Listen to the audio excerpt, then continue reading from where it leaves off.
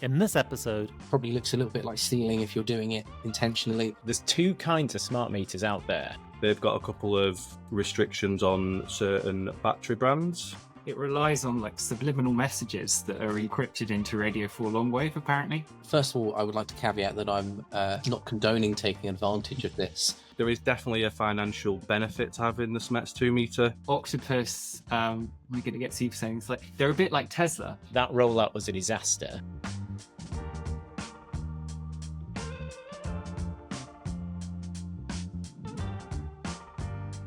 welcome to another episode of Homeowners Q&A. I'm your host Mars, and today we're diving into a topic that's becoming increasingly relevant to homeowners investing in solar panels, batteries, heat pumps, and flexible energy solutions. Do you really need a smart meter to benefit from time of use tariffs, battery storage, and solar integration? To help us unpack this, I'm joined by Ash Parker from Egg, Ben from Watts.io, Joel Hamilton from Translating Energy, and Jeff Harding from Sustainable Energy Futures. Welcome, guys. First, it's kilowatts.io.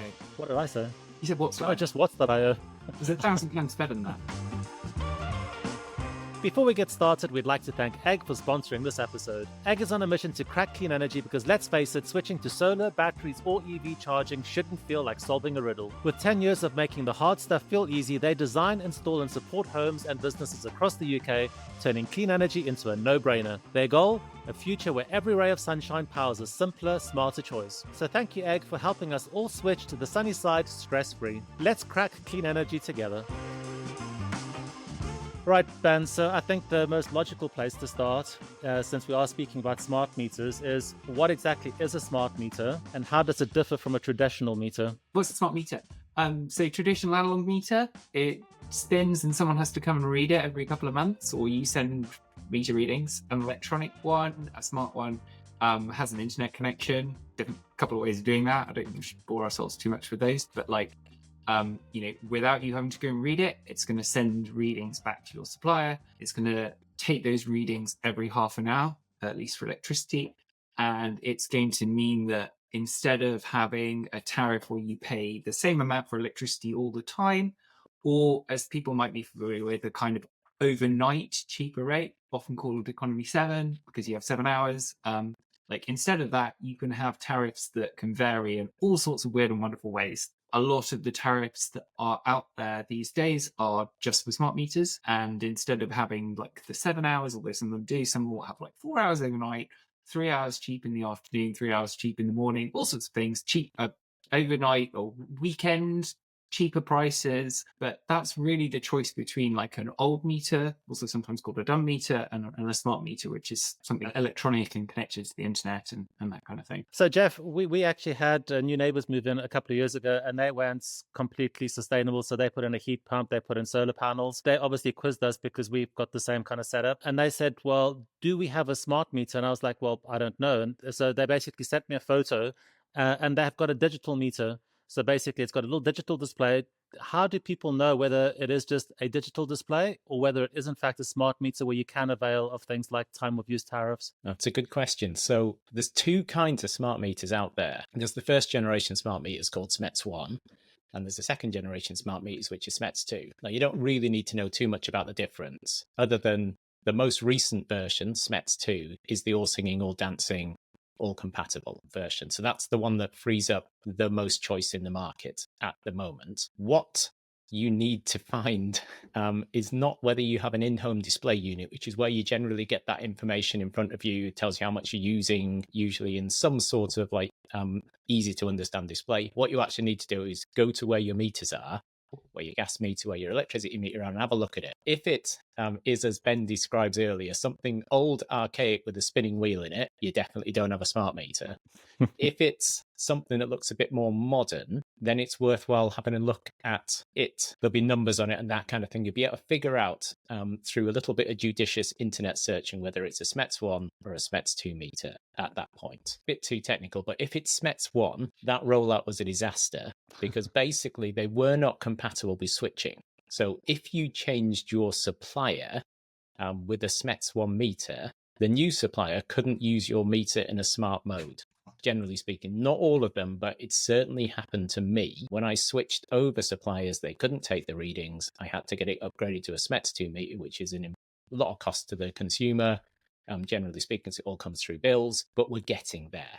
Nowadays, all SMETS1 meters can be made smart because they're sending information centrally to something called the Data Communication Center, and they're now working out how to make those all retrospectively smart. But yeah, it was a bit of a mess. The meter being smart is one thing, but that doesn't necessarily mean your meter is being used in a smart way, particularly with the SMETS1 challenge. You might find that you think you've got an all singing, all dancing meter, but your energy company's asking for meter reads. Most of us still are on a flat tariff. So although the meters have the capacity to give us very nice, flexible, clever tariffs, most of us don't actually use these systems in as smart a way as they could be. Ash, we had James Clark on the show a couple of weeks ago, and he told us a story of an old couple that actually called his company that had a heat pump, solar PV, and a Tesla Powerwall installed by a different provider. And basically, they were just complaining about high running costs, kind of the usual stories that one hears about these kind of setups. So he went and did a site visit. And when he got there, he discovered that they did have a Powerwall. They had a smart meter. The actual installer had not configured everything to actually work optimally for them. So it was just running on a set tariff. So, it wasn't availing of time of use tariffs.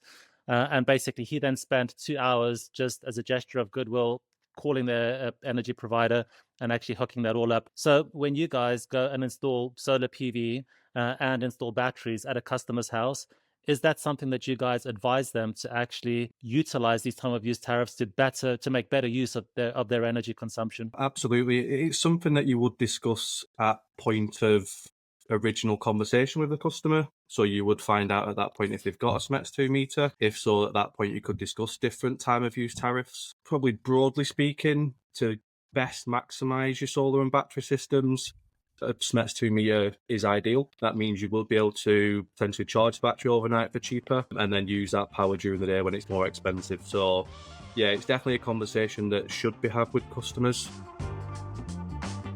We've teamed up with Egg, one of the UK's leading home energy providers, to give one lucky homeowner the chance to win a 6-panel solar installation worth £6,281. Perfect for a typical 3-bedroom house, this system can help you slash energy bills and cut your carbon footprint. The winner can also choose to upgrade by adding more panels or a battery, with flexible payment options available. This is your chance to future-proof your home, reduce grid reliance, and embrace cleaner, greener living, completely free thanks to Egg and Renewable Heating Hub. To enter, simply visit Renewable Heating Hub, link in the description. Terms and conditions apply. Don't miss out. Get your entry in now and start your solar journey sunny side up.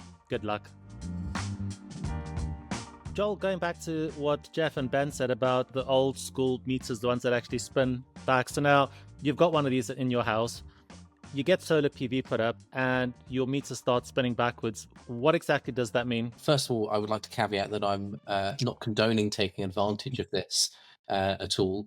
However, your old meter was a mechanical device that, as the current moves in one direction, it makes the meter spin. And normally the current is coming through from the grid into your home. So it's spinning in the direction which is making the numbers go up so they can charge you money. What happens when you generate electricity and don't use it is that the electricity is going the other way into the grid, and these old meters just spin backwards. A little bit like the very naughty activity of turning back the clock, the mileometer in your car. What it means is that when you come to giving a meter reading, because you may not be aware this is going on and you're not watching your meter constantly, you are not actually going to be able to chart. You're not going to be able to give a value that actually corresponds to how much you've taken from the grid. The value you would have there is everything you've taken from the grid minus everything you push back out to the grid, which means your bill is very, very low. So for every kilowatt hour of electricity you generate, you're either saving because you should be using it.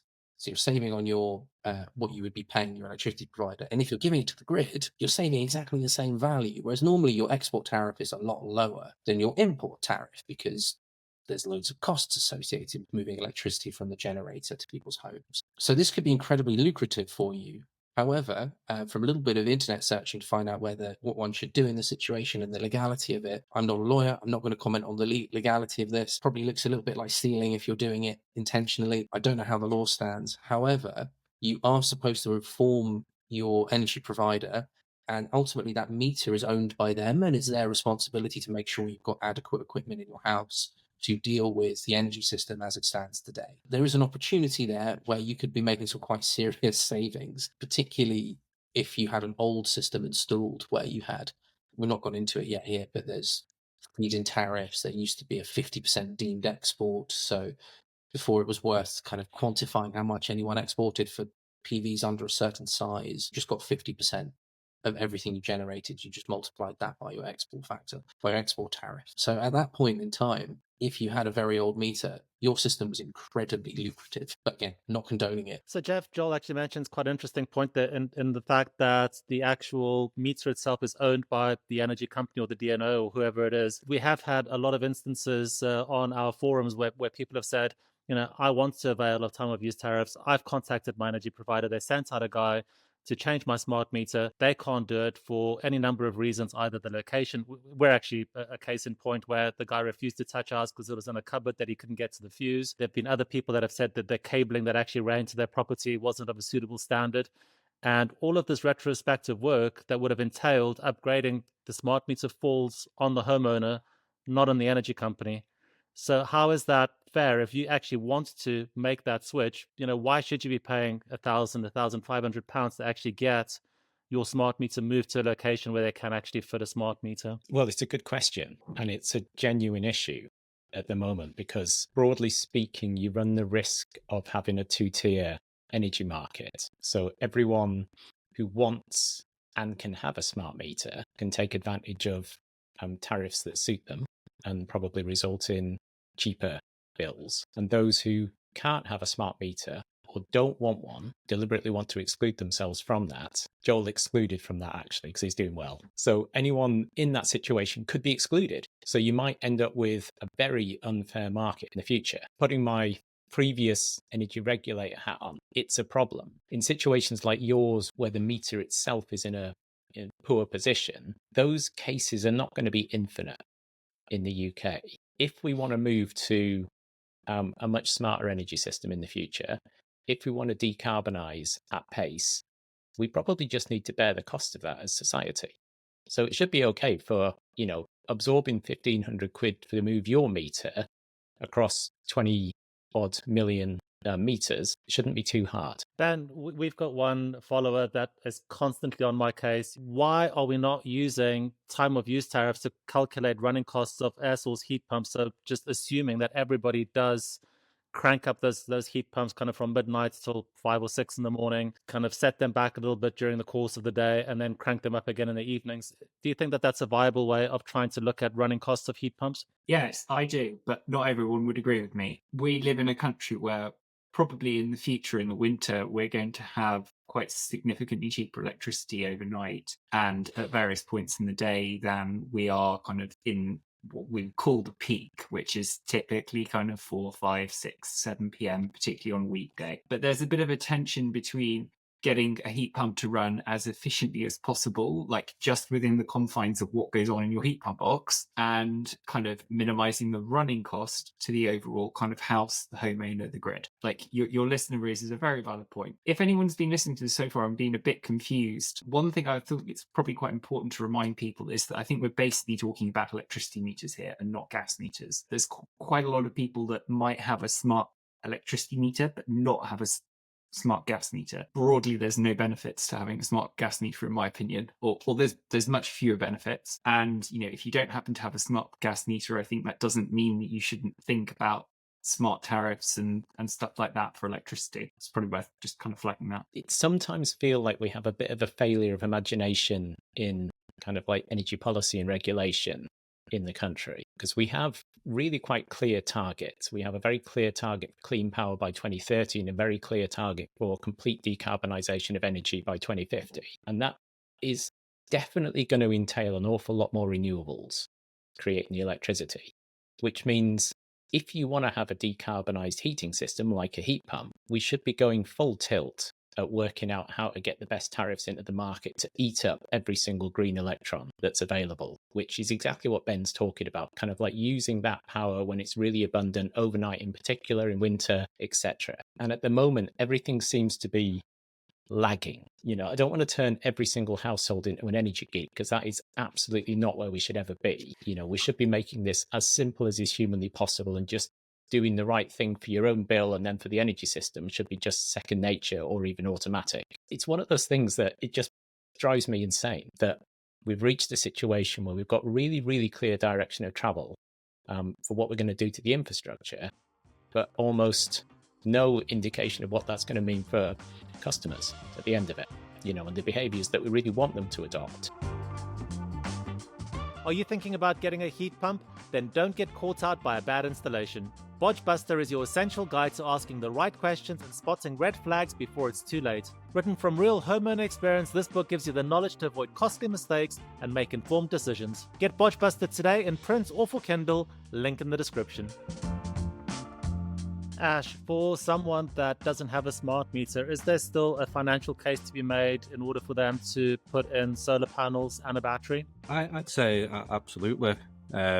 Reason behind that, if you've got your solar panels generating during the day, anything that your house can't use, your battery will store. That can then, obviously, if you have a battery alongside the solar panels, your battery will then kick in when either the sun's not generating or when the house needs more power, because you've either got large white good appliances on. So instead of pulling it from the grid, you'll be pulling it in from the battery. For me, the thing behind it is if you don't have a smart meter, you can generate your power through the solar, store it in your battery instead of selling it back to the grid. Reason behind that is if you're going to sell it back to the grid, as we've discussed before, a lot of the seg payments are a lot lower than what you would be importing it in for. So if you sell it back, you're then going to buy it in the evening when you need it for more money than you've got for it. So absolutely, if you have solar, I would definitely say if you don't have a smart meter, couple it up with a battery, meaning then that you can store the excess rather than either giving it back to the grid for little to no money and then avoiding having to pay full price power in the evening when you need it again. Ash, I was wondering on that point, like, how much is a typical home losing out on not having a smart meter? So in that setup that you're describing, I totally accept that you can maximize your use of your power generated. Brilliant.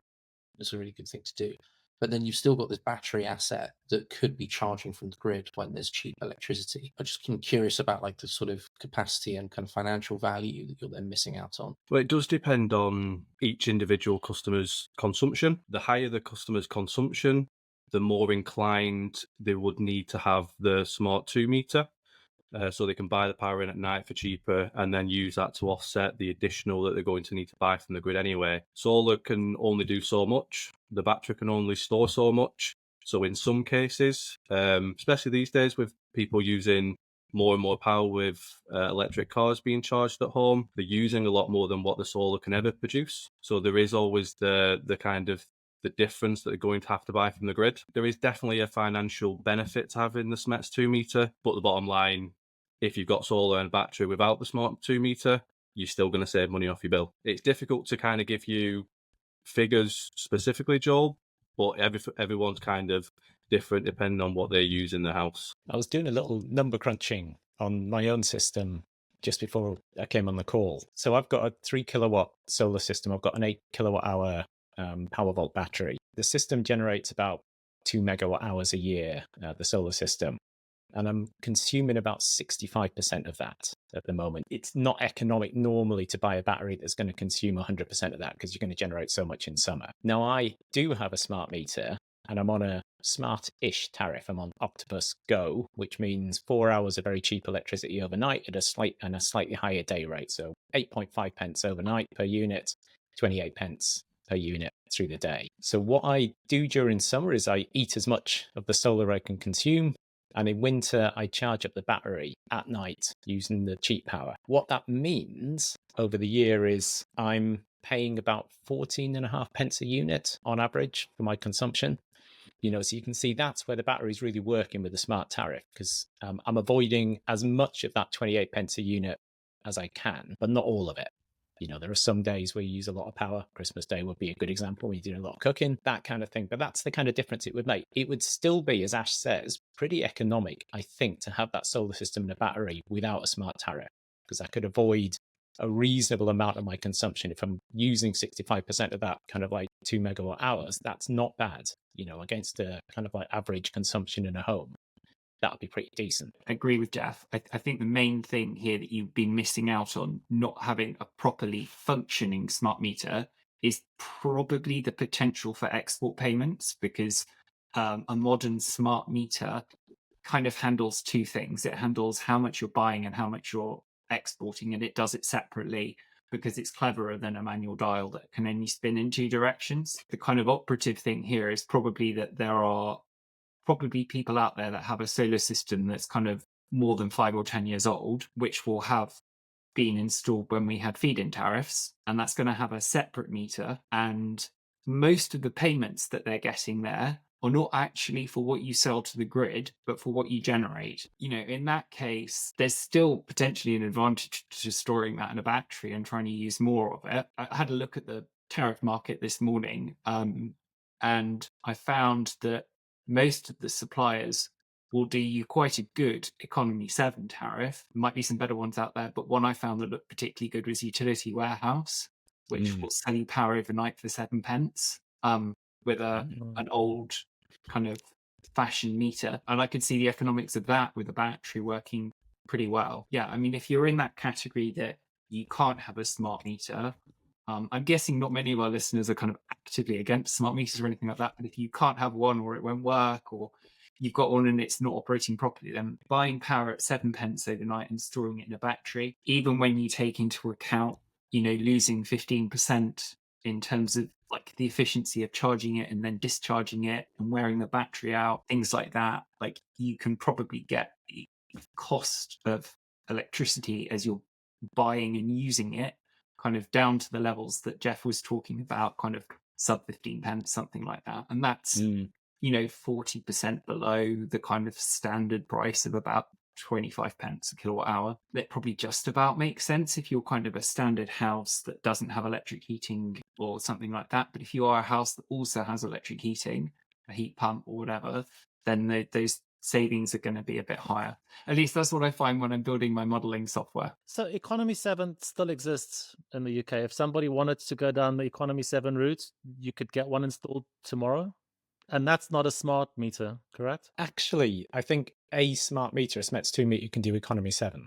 But it's kind of like, so you can be a smart meter. But yeah, if you have already an economy 7 meter or an economy 10 meter, you could take advantage of these tariffs.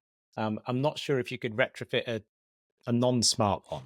I think any new meter install would have to be a smart meter. I don't think you could opt out of getting a smart meter to get a dumb meter just to take account of an economy 7 tariff. I don't think that would work. Smart meters give you the option for like not that smart, but multiple unit rates. So you can punch through the options on them and they'll tell you, you know, unit rate 1, this is how much you consume, unit rate 2. So whatever that ends up being. And even some of the like older, not that smart, but still digital meters had that option. They could take advantage of an economy 7 tariff if they wanted to. One thing I do find interesting though, slight side note, of those really old economy 7 meters, if you were lucky enough to have storage heaters or like underfloor electric heating buried in some like concrete, probably with a load of asbestos as well. Back in the 70s, there was actually demand management. So your meter would get a signal from the grid to then turn on those assets to mop up the electricity because of the excess electricity that's in the grid from large coal power plants, which, and as factories closed down, it's cheaper to sell you cheap electricity than it was to try and turn the coal power plants off at night. They took a long time to turn back on. It was quite wasteful. So it's quite interesting that we think of this sort of smart demand response, clever stuff with our energy system as new. Whereas actually, even before the days of the internet, we had systems in place that allowed like many homes, I don't know how many across the UK, to be centrally kind of managed to deal with this same problem. I just find that really interesting that these things existed. That system's getting decommissioned later this year. It relies on like subliminal messages that are encrypted into radio for long wave, apparently.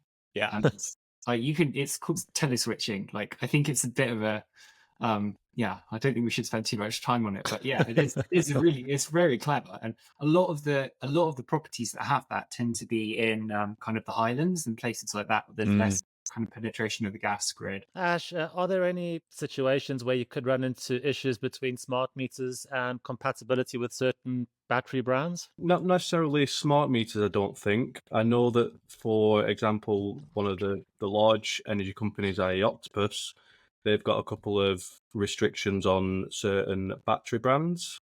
not being compatible with some of the smarter tariffs that are kind of designed for solar and battery. I'm not fully sure behind the mechanism and the thought process of that. There's been quite a bit of work in government thinking about what they're calling interoperability challenges. So basically, are the devices that people are putting in their homes, like solar PV and batteries, particularly the inverters associated with those, are they compatible with each other? So can they work together well as devices?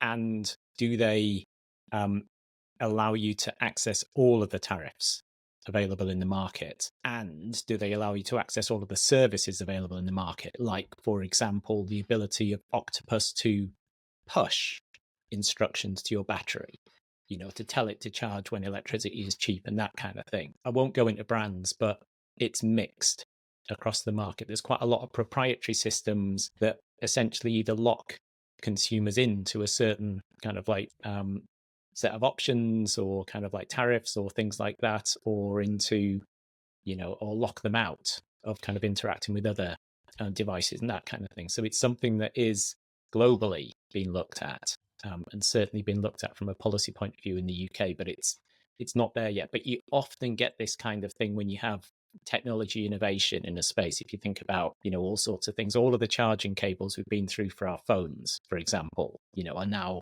in Europe at least, coming down to one charging cable option, just to kind of like to avoid that kind of like pain of having lots of different cables in your bag. So these things do get resolved. It just takes a while. I think interoperability is something that is just so important, because as we electrify, everything is going to be reliant on electricity. I mean, the hoops that some homeowners have jumped through to get their PV, to talk to their heat pump, to talk to their battery, to get everything running.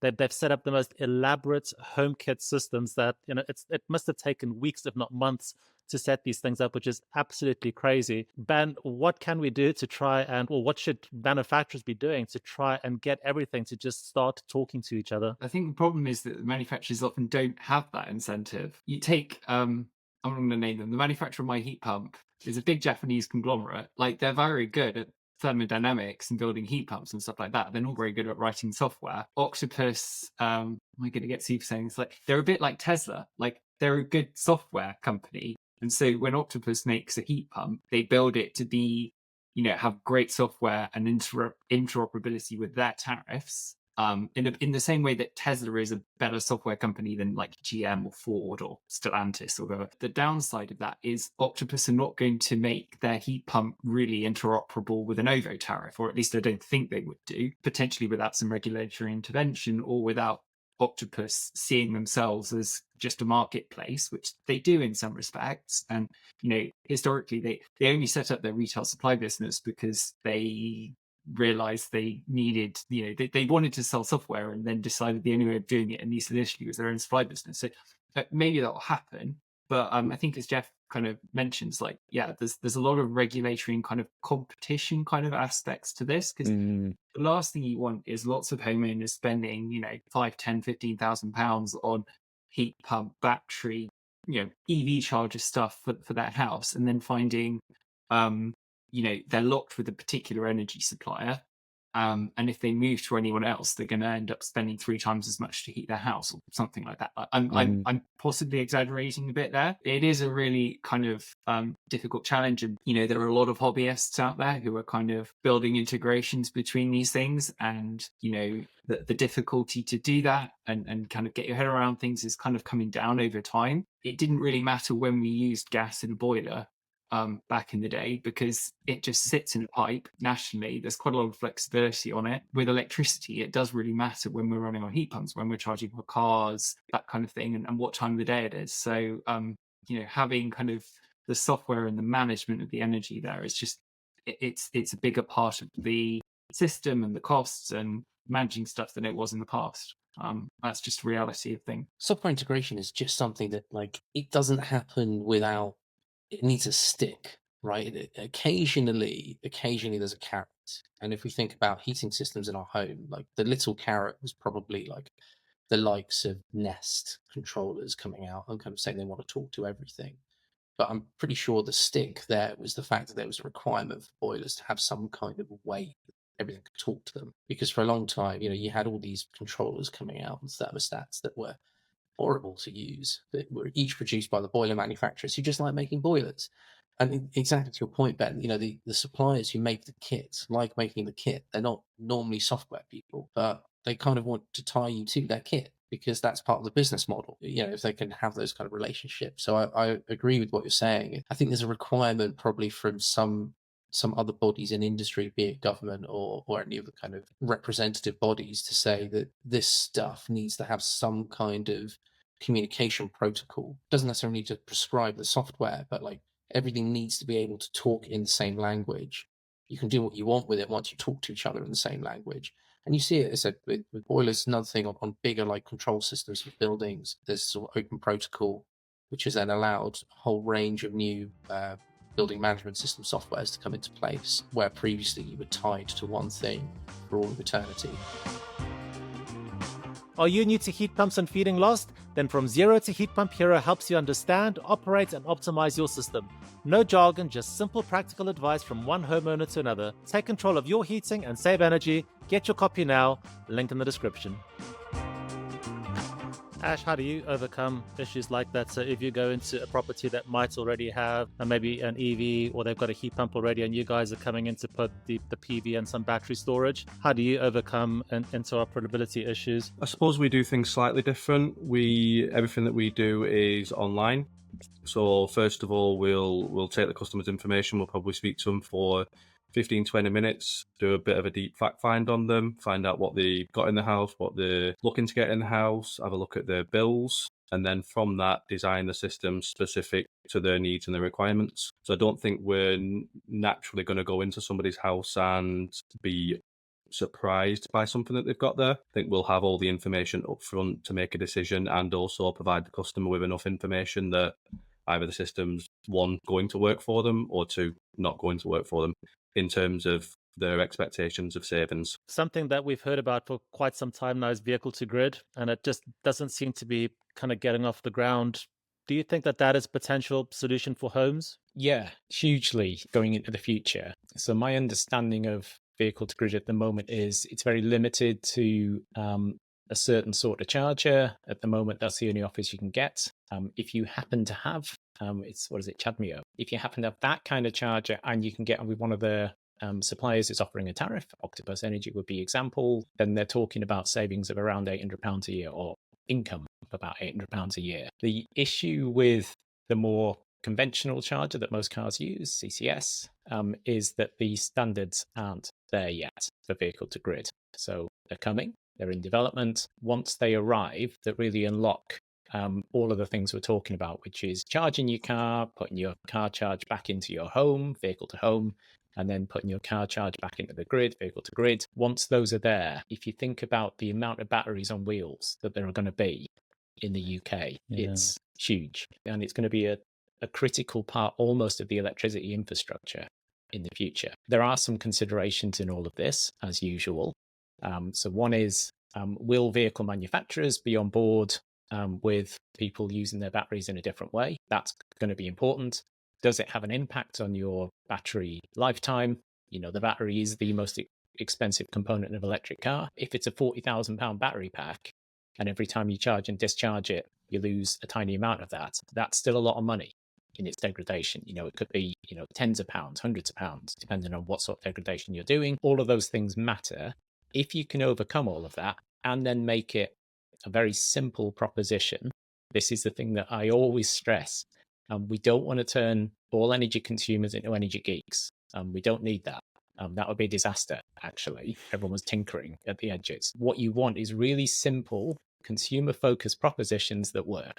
So it's kind of like, if you do vehicle to grid, you will save this amount of money, or you will make this amount of money a year, and you don't have to worry about it. Just plug it in. At the end of the day, we'll do the rest. As long as you can trust the people who are doing the rest, that is. There's loads of really nerdy, kind of like good, kind of like energy system modeling studies that show how much value there is, and it is billions of pounds worth of value for kind of like running the system more efficiently. But from a consumer point of view, it's just got to be simple, it's got to work, and it's got to be safe, and it's got to be, good for all concerned. The bit I'm curious about, and kind of how we get the messaging simple, because some of the stuff is complicated. A lot of people don't sit there quantifying like the levelized cost of their equipment. I mean, I do, but probably we do, because that's the kind of people that we are.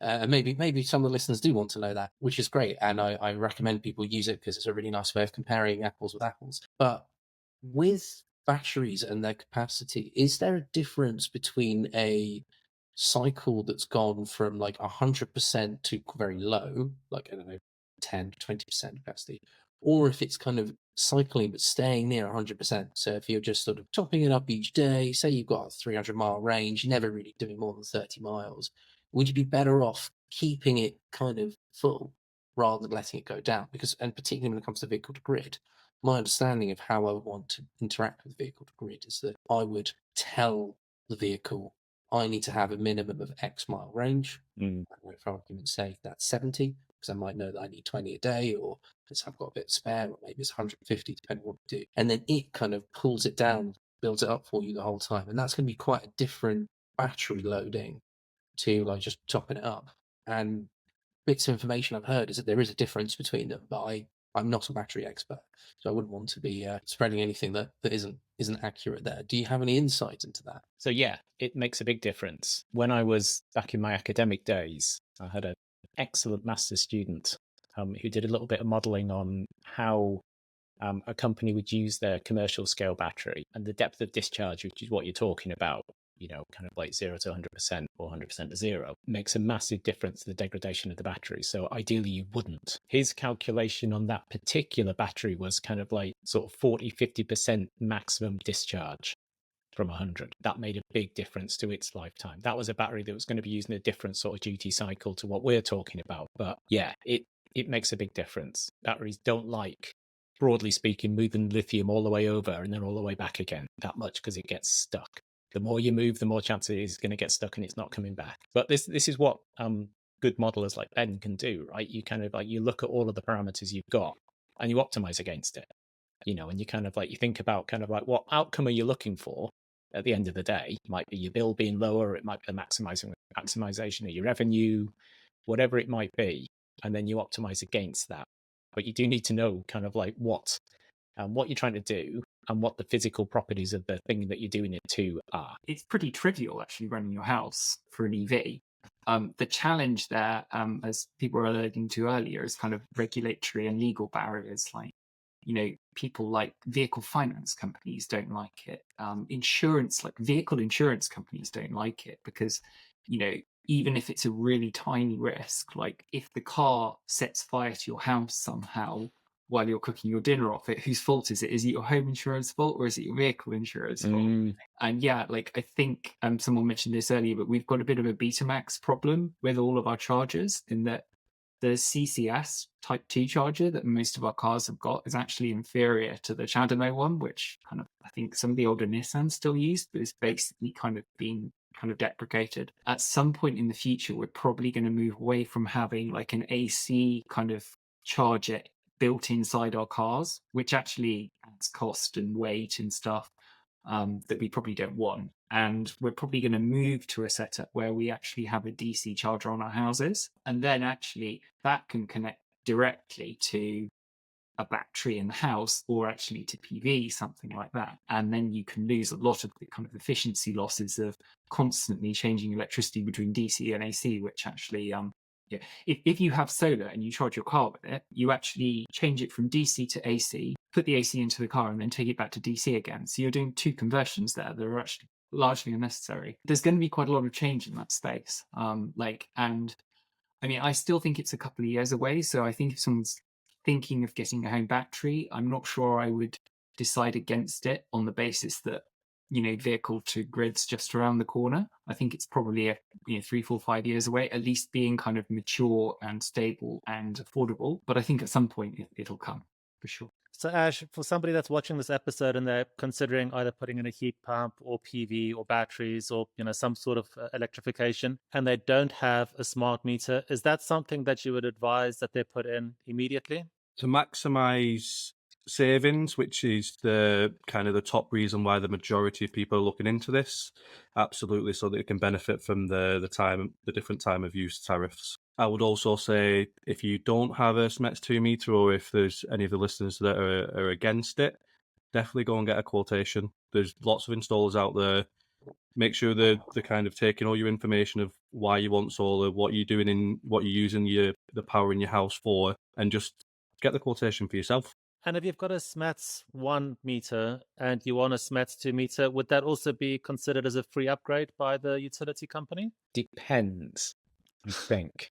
So in my case, it was free upgrade because it had stopped working and I wanted to use smart tariffs, and it was causing my supplier, Octopus at the time, a whole pain trying to kind of resolve kind of like the smart tariffs I was on with consumption and export and all of that kind of stuff. And it might also be the case that it's okay if it was smart, you've changed supplier, it's gone dumb, and there's no kind of solution in sight to that. It might not.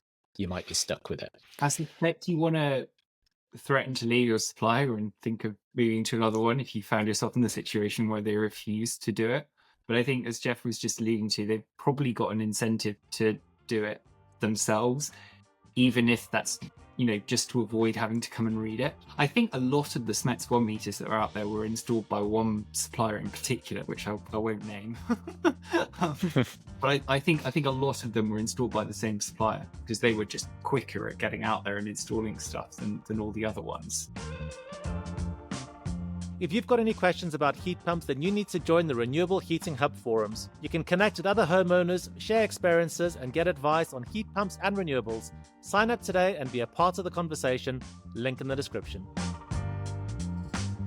So that brings us to the end of this week's episode. A big thank you to Joel, Jeff, Ben, and Ash for their insights, and to all of you for listening and watching. And a special thanks to Egg for sponsoring this episode and supporting homemade education around renewable, solar, and smart energy solutions. If you enjoyed this episode, don't forget to subscribe, leave us a comment, and share it with someone who you think might find it useful. Until next time, stay warm, stay green, stay tuned. Goodbye.